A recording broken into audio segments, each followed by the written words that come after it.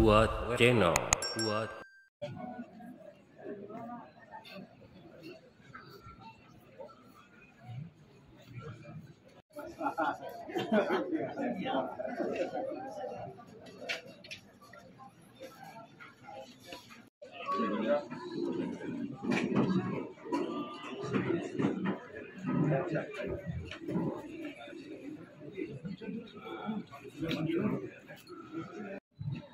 Mohon. Siap, mohon.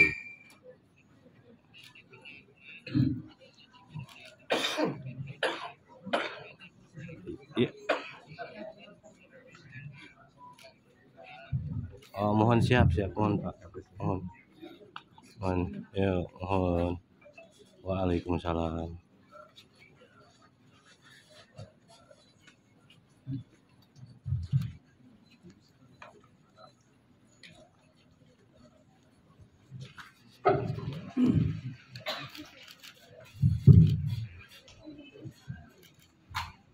Selamat sore. Assalamualaikum warahmatullahi wabarakatuh. Waalaikumsalam warahmatullahi wabarakatuh. Yang saya hormati Satlantas Polri, Irjen Pol Dr. Rusana MSI. Yang saya hormati Direktur Utama PT Jasa Raja, Bapak Rifan Purwantoro, dan Bu Dewi, Direktur Operasional Jasa Raja. Ketua Tim DVI Polri, Kombes Pol Dr. Naryana MKes, dan yang saya hormati tentunya Dirlantas Polda Jawa Barat dan Kapolres Karawang, serta rekan-rekan, dan tentu juga tidak lupa Direktur RSUD Karawang yang turut membantu proses tim DVI, dan tentunya juga rekan-rekan media insan pers yang hadir pada sore hari ini. Kami dari kepolisian beserta unsur terkait akan menyampaikan hasil identifikasi korban kecelakaan di kilometer 58, khususnya di Tol Japek, Jakarta Cikampek. Untuk itu, saya akan menyampaikan beberapa hasil yang maupun kegiatan yang telah kita lakukan. Yang pertama, dari lokasi kecelakaan kilometer 58 atau TKP, tim DVI Polri menerima sebanyak 14 kantong jenazah.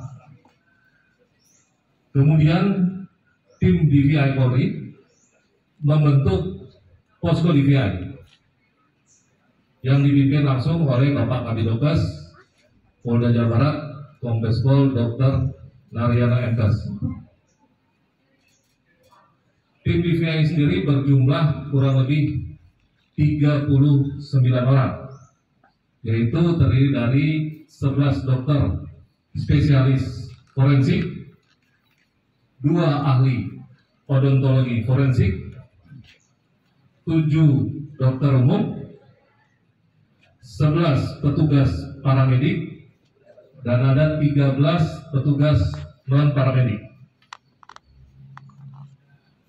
Tim DVI sendiri ini merupakan gabungan dari personil Pusdokes Polri, Ditkes Polda Jawa Barat, Inafis Polres Karawang, dan RSUD Karawang, serta tentunya didukung oleh PDGI Jawa Barat, ini Persatuan Dokter Gigi, dan ada PDFI Jawa Barat, Persatuan Dokter Forensik. Tim DVI kemudian mendirikan pos AM antemortem dan pos PM postmortem. Pos AM sendiri bertugas menerima informasi atau data ciri-ciri korban dari keluarga. Sedangkan pos PM yaitu mengidentifikasi jenazah dan mengamankan properti serta label.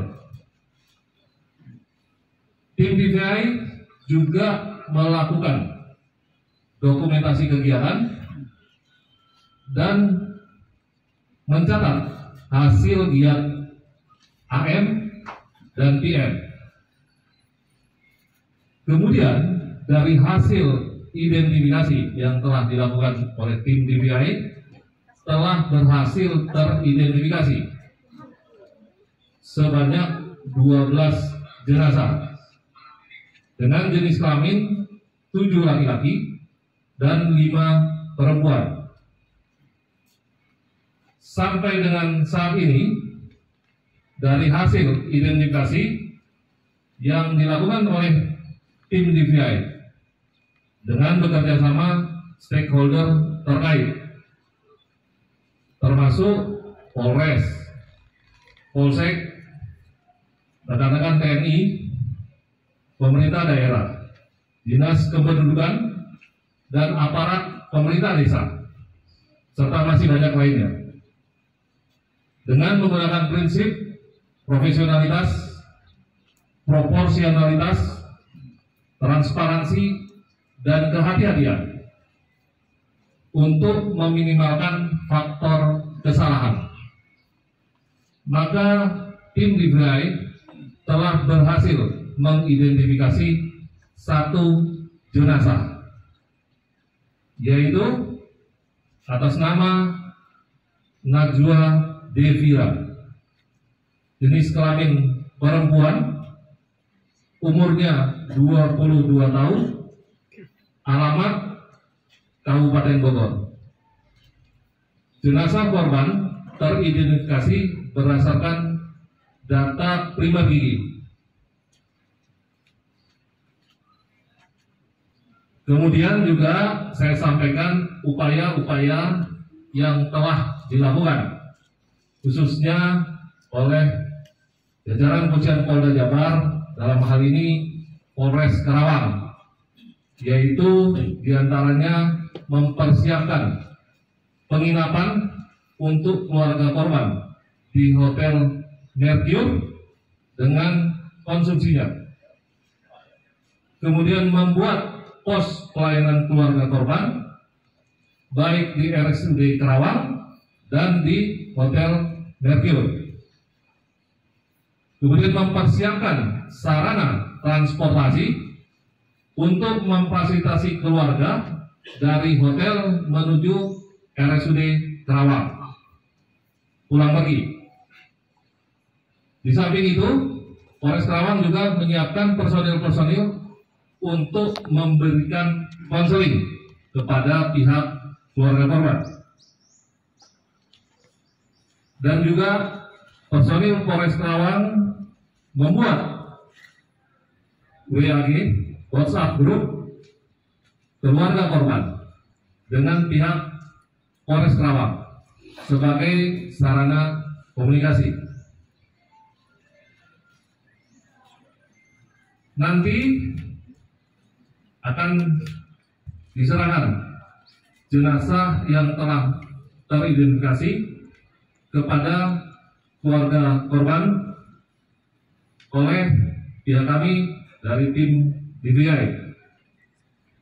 Dan sesuai dengan penyampaian dari pejabat Gubernur Jawa Barat kemarin tanggal 8 April 2024, bahwa pemerintah Provinsi Jawa Barat akan menyiapkan dan memfasilitasi mobil jenazah untuk korban yang telah teridentifikasi sampai ke rumah duka pihak keluarga. Nantinya juga akan ada pemberian santunan secara langsung kepada pihak keluarga dari PT Jasa Raja. Demikian rekan-rekan yang dapat saya sampaikan. Selanjutnya saya buka forum pertanyaan terlebih dahulu. Kami persilakan.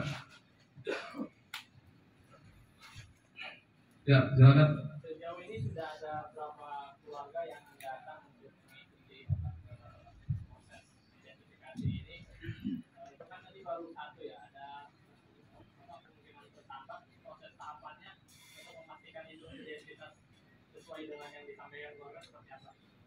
Baik, terima kasih. Untuk teknis kami persilakan Pak Ketua Tim Kombes Pol Dr. Naryana untuk menjawab.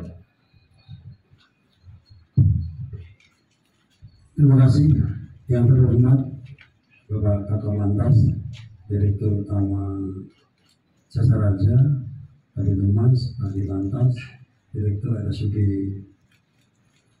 Karawang, dan pejabat yang hadir saat presiden di sini.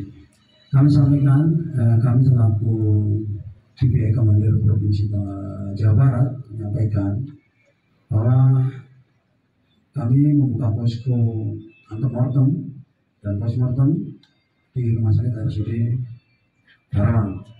Untuk antemortem yang sudah datang ke posko kami yang di RSUD ini adalah 11 korban dari 12 jenazah yang ada.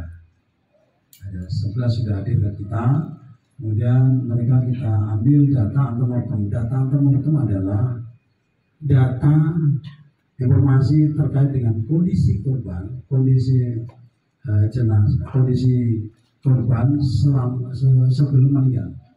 Kami sangat butuhkan dari masyarakat atau keluarga yang paling dekat ciri-ciri khusus yang ada pada jenazah tersebut. Misalkan ada bekas luka, ada tai lalat, ada mungkin benjolan di mana, menggunakan properti, anting, gelang dan sebagainya. Itu yang kami gali. Itu kami komunikasi dengan Pak Kapolres, menghadirkan ke sini dari Ciamis, kemudian dari Bogor, datang ke sini agar kiranya memberikan informasi yang selengkap-lengkapnya tentang kondisi jenazah sebelum beliau meninggal. Jadi ada 11 jenazah yang sudah memberikan informasi. Memang masih ada satu jenazah yang sampai sekarang kami sudah berkoordinasi dengan Pak Kapolres. Pak Kapolres ada satu jenazah dan itu sedang didalami dari informasi yang keluarga yang ada maupun driver Bapak Ukar yang dari Ciamis akan kami perdalam karena dari informasi itu akan menambah informasi tentang keluarga korban. Demikian. Ya, jadi ada 11 yang mengaku sebagai pihak keluarga ya, yang memiliki keterkaitan dengan jenazah dari 11 jenazah. Selanjutnya yang bertanyakan, ya silakan.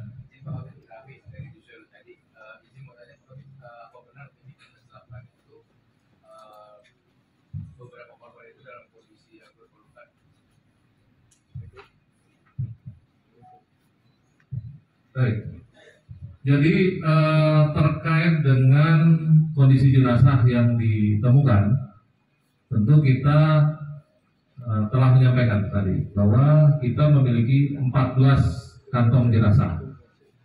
Nah, 14 kantong jenazah ini kemudian dilakukan identifikasi terhadap 12 jenazah.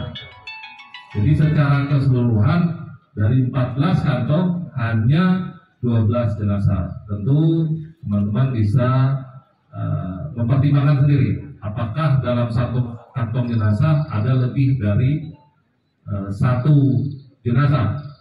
Kalau menjawab pertanyaan dari rekan kita, ya itu saja mungkin. Lanjut. Untuk hingga sekarang kendala apa yang menjadi proses identifikasi dan hingga kini luka bakar berapa persen yang dialami oleh para korban? Oke, silakan Pak Kabid. Terima kasih pertanyaannya terkait kondisi jenazah. Saat jenazah ini luka bakar 90 sampai 100%. Kondisinya hangus. Memang masih ada satu atau dua yang wajahnya masih bisa dikenalin, namun ada benturan, artinya ada trauma yang menyebabkan wajah ini sudah berubah bentuk. Gitu. Ada, jadi kondisinya sudah seperti itu. Kemudian dengan kondisi luka bakar ini apa yang kita lakukan? Pertama pasti kami melakukan pemeriksaan korban secara utuh. jenazah dari kondisi jenazah ujung rambut sampai yang sisa jenazah itu kita periksa. Kemudian kita periksa juga properti barang lainnya yang menempel pada jenazah tersebut atau yang dalam satu kantong ini. Kita periksa. Kita dapatkan ada yang ada KTP, kita dapatkan ada ikat pinggang, kita dapatkan ada kalung, kita dapatkan ada bekas ataupun seragam baju yang tersisa terbakar dengan ciri-ciri tertentu. Kemudian kami sampaikan pada teman-teman juga bahwa kami menerima barang 2 kantong jenazah yang isinya adalah barang bawaan daripada korban. Itu terlempar daripada di dalam mobil, diamankan oleh rekan-rekan yang olah TKP, kemudian jadi satu, kita lakukan identifikasi barang tersebut bawaan itu, dan itu sangat menunjang informasi terkait hubungannya dengan korban. Kami dapatkan pakaian seragam mereka dari suatu pesantren, mereka mendapatkan ada suatu identitas tertentu tertulis, kemudian ada yang ditulis betul dengan nama mereka, ditemukan KTP juga, banyak barang yang sangat membantu. Itu kita buka dengan rekan-rekan laka yang saat mengambil itu, plus rekan-rekan Inafis yang di lapangan, termasuk si Dokes Polres Karangawan yang melakukan evakuasi, kita ajak bersama tim DBE, kita buka bersama tim. Harapannya orang lapangan akan cita kami yang mengidentifikasi itu kita lakukan, dan itu sangat bermanfaat sekali. Kemudian terkait dengan kondisi jenazah yang sudah luka bakar, langkah yang kami lakukan adalah keluarga yang sudah lapor, harapan kita adalah keluarga yang dekat, ada hubungan keluarga, anak, bapak, ibu, kakak, adik, itu harapan kita. Akan kita ambil sampling DNA keluarga korban. Dari mana? Kita lakukan dari bukan swab, adalah mukosa di belakang, di mulut bagian belakang dengan kapas kita ambil. Itu jadi tidak menyakitkan, kita kasih tahu, dan keluarga alhamdulillah secara secara sadar dan mau kita lakukan. Itu untuk keluarga korban. Termasuk bila mana keluarga ternyata tidak diizini, mereka cerita keluarga ayahnya di sana sudah sepuh di Kuningan misalnya. Kami lakukan pengambilan sampling di Kuningan dengan tim dokter Dokes Kuningan datang ke sana kepada keluarganya, kita ambil langsung ke lab DNK Pusdokes Polri. Itu untuk keluarga korban. Kemudian untuk daripada jenazah kita ambil sampling DNA juga dari berbagai organ, bisa tulang, bisa gigi, bisa jaringan. Kita ambil 12-nya kita ambil, dan kita sudah lakukan pengiriman tadi pagi ke lab DNA Pusdokes Polri, dan sudah dilakukan pemeriksaan langsung. Itu atensi Bapak Kapolri. Dalam waktu, kalau biasa 7 hari, dalam waktu cepat 3 hari keluar hasil. Itu langkah yang kita lakukan.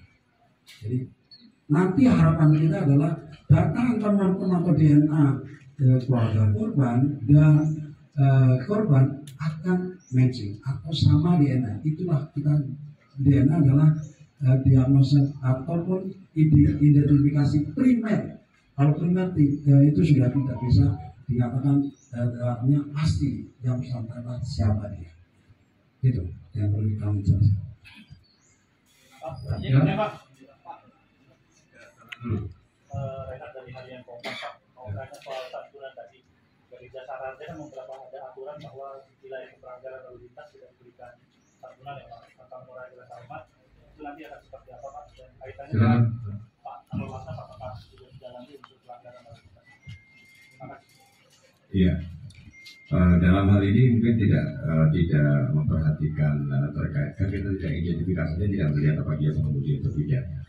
Karena apalagi konteks di dalam identifikasi ini lebih kepada mereka tidak teridentifikasi sebagai pengemudi, ya. Dan ini penting bagi kita semua, ya, bahwa ini adalah sebagai bagian dari masyarakat yang seharusnya santunan diserahkan dengan cepat. Maka kami melihat ini tidak melihat permasalahan yang ada terhadap masalah penganiayaan dan sebagainya, sehingga itu nanti masalah itu nanti kami serahkan kepada Korlantas Tetapi yang paling penting adalah ketika memang ini menjadi hak untuk diserahkan lebih dahulu. Dan ini pun selalu kita mengikuti identifikasi yang apa yang ditetapkan oleh Inavis ya Pak ya. Ini bersamaan. Jadi tidak mungkin kita melakukan langkah ini lebih dahulu. Terima kasih. Jadi peristiwa kecelakaan lalu lintas itu adalah satu peristiwa ya, di mana peristiwa itu terjadi ketika ada kelalaian dari pengemudi, apakah A, B, C ya. Jadi penyelidikan yang kita lakukan akan mengarah sana, dari siapa yang menyebabkan peristiwa terjadinya kecelakaan itu. Unsur lalainya ini nanti akan kita lihat ya, dari salah satunya adalah pelanggaran terhadap aturan lalu lintas yang ada sehingga mengakibatkan peristiwa kecelakaan tersebut ya. Jadi seperti itu. Gimana masih ada? Ya, silakan.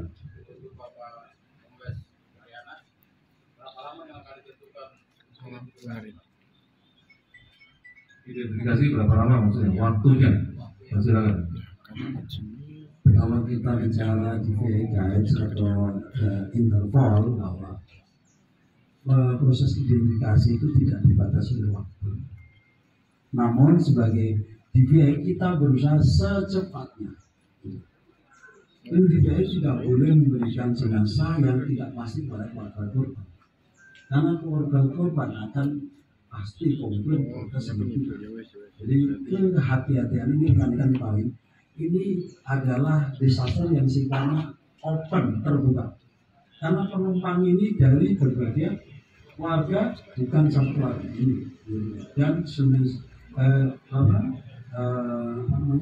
kondisi jenazahnya sudah luka-bakar 90-100. Dari situlah atensi Bapak Kapolri, Bapak Kapolres Polri yang biasanya 7-14 hari dipercepat 3 hari selesai. Itu yang kita lakukan. Jadi kami berupaya memberikan pelayanan terbaik kepada keluarga korban. Ya, dari ya, silakan. Pak, terkait dengan olah TKP Pak, apakah nantinya akan dilakukan olah TKP kembali, sebab kan ini saling berkaitan ya Pak. Pak Kapolri juga sempat berujar bahwa kendaraan juga ini bermasalah dengan ya STNK-nya bermasalah dan lain sebagainya, mungkin akan dilakukan olah TKP lanjutan mungkin Pak. Olah TKP itu bisa saja dilakukan kembali sepanjang data-data dari TKP ini masih kurang.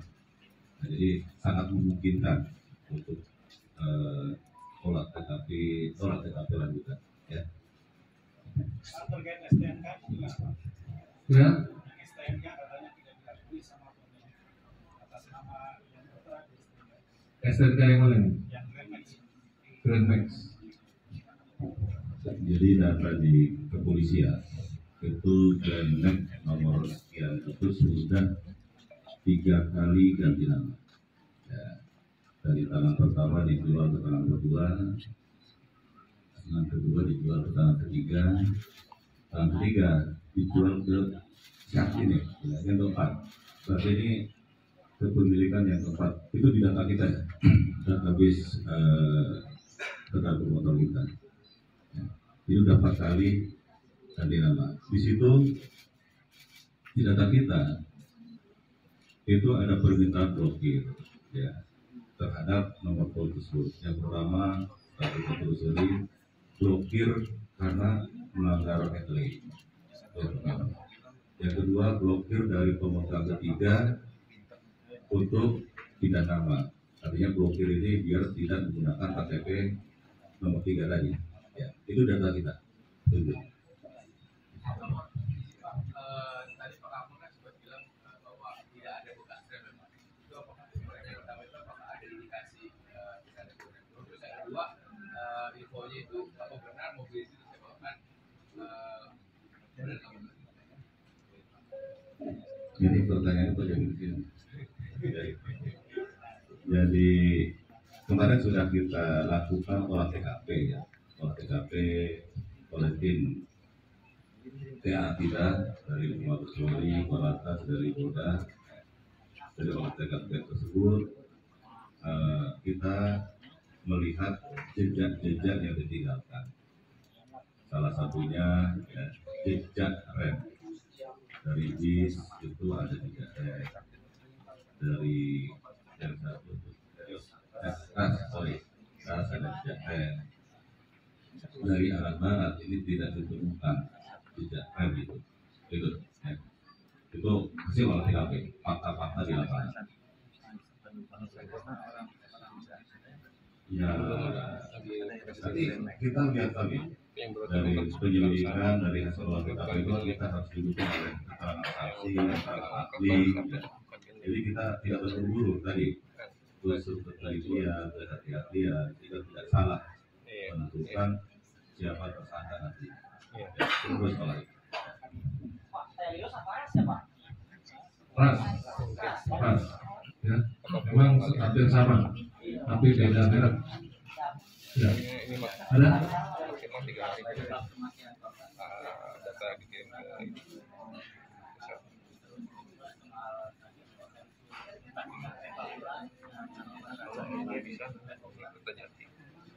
Kematian, korban ya. Silakan Pak. Perlu kami jelaskan bahwa suatu jenazah untuk dinyatakan mereka penyebab kematian harus dilakukan otopsi. Sementara disaster itu pelakuannya adalah melakukan identifikasi dengan memperlihat kondisi jenazah yang ada, kemudian mencari barang yang ditemukan tanpa melakukan otopsi. Jadi untuk menentukan penyebab kematian kita tidak bisa menyampaikan. Namun yang kita cari adalah identifikasi yang bersangkutan. Saya yakin keluarganya juga tidak akan diperkenankan untuk dilakukan otopsi. Jadi selama ini kami tahu sebagai tim DPR adalah melakukan identifikasi seoptimal mungkin, semaksimal mungkin dengan kondisi jenazah yang ada. Kami mengambil jaringan tertentu untuk melakukan prosedur. Jadi tidak dilakukan. Kalau penyebab kematian hanya otopsi yang bisa menjawab. Namun kita juga tahu kira-kira tidak sampai ini mati dulu atau terbakar dulu masih hidup dan sebagainya. Tidak sampai ke sana. Kita bisa menentukan siapa dia pun itu sudah sesuatu kerja yang baik dan mohon maafnya dari teman-teman. yang terkait kendaraan fakta ya, salah satu fakta penumpang yang ada di Grand Bank itu tidak satu kakak pertama, alamat berbeda itu ya, faktanya seperti itu. Cukup ya, cukup. Terakhir ya, terakhir. Oke.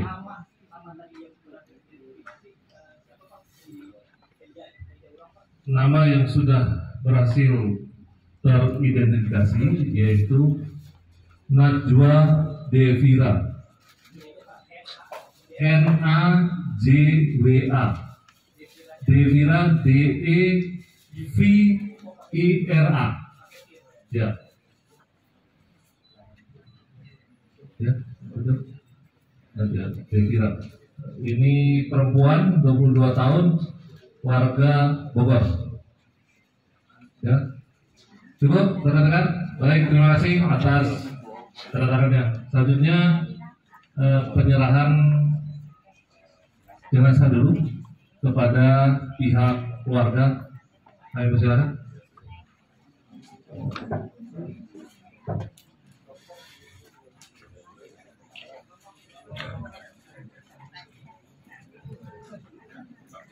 Assalamualaikum ya. Si gana memual identifikasi lagi bisa memakan waktu tidak tertentu. Jadi ngan hasil jumpa pes barusan ngan hiji itu nuka identifikasi tina 12 korban tehnya naik dilakukan penyerahan Devina Bogor.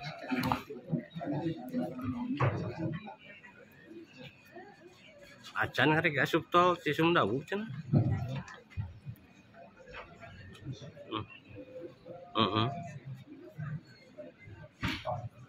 segala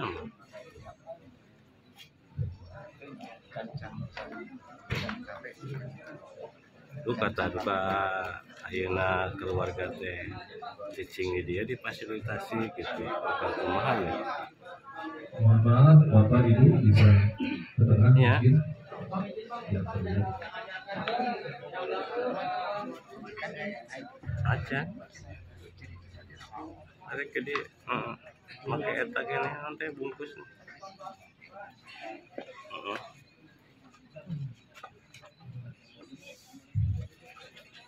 gitu ya. Makanya ya anu leuwih di teh keluargana gitu papana saudarana anu leuwih deket gitu Sambungan nungguan dari jasa raja Pak Mang Dirut. Cingok nungguan eta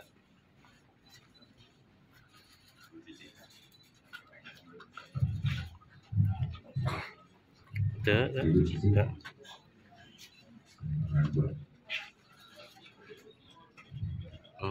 ya can pernah can ningali teueun mah karek cek DNA unggul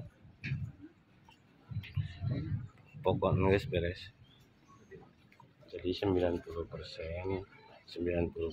keadaan mayat teh rusak itu bisa dikenali gitu KBG.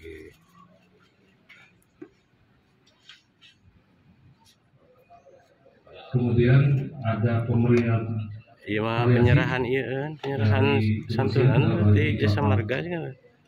Jasa harja tuh.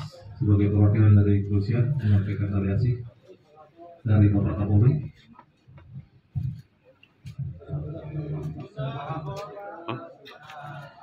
Kami diberikan pesan dari Bapak Kapolri bersama menyampaikan pembelaan untuk kita Nyangke nungguan. Ya, ulah waka dijieun, ulah waka.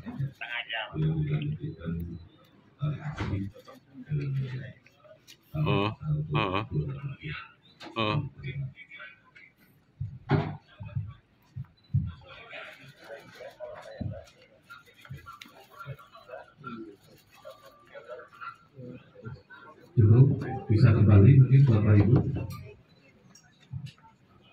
Baik, terima kasih rekan-rekan sekalian.